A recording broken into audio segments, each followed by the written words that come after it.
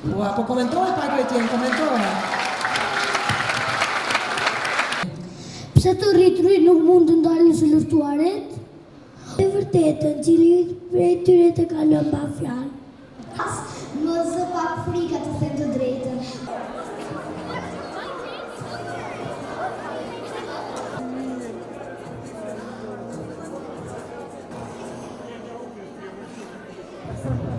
Ne edhe vitin e kaluar e kemi përmbyllur forumin me më të rinjët tonë, më të ëmbëlit tonë, sepse duam jo vetëm ta përmbyllim forumin në një notë pozitive, por në të njëjtën kohë t'ja përkujtojmë të gjithëve pse punojmë, pse mundohemi dhe pse shkon gjithë ajo përpjekje në mbrojtje të paqes. Është pikërisht për shkak të zemrave të vogla që i shihni sot këtu prezent. Kosova ka kaluar vërtet në tmerre të mëdha dhe ka humbur shumë fëmijë gjatë atyre tmerreve të luftës.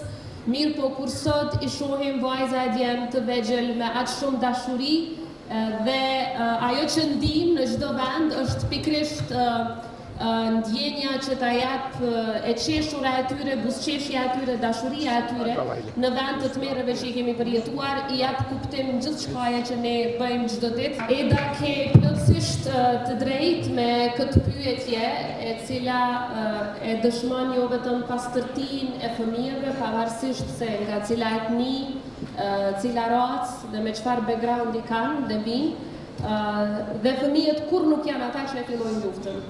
Por në të njëjtën kohë fëmijët janë ata që nuk mund ta përfundojnë luftën, sepse gjithçka është në duart e të rriturve.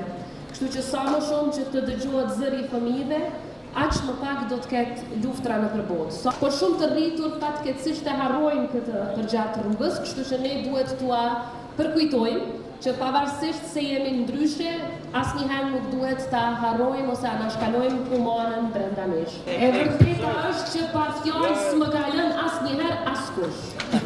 As president,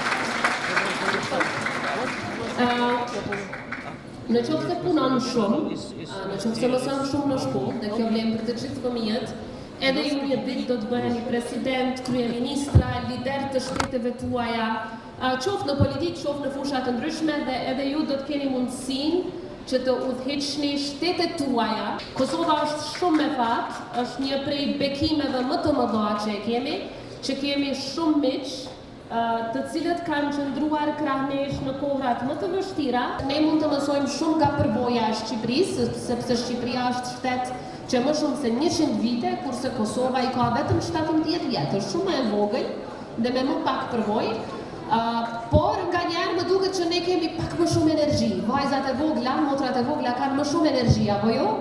Edhe i bëjnë gjërat ndoshta me më shumë pasion. Kështu që këtë ne e kemi ndoshta më të bukur, kurse Shqipëria e ka përvojën dhe e përcjellim këtë energji pozitive tek njëra tjetra.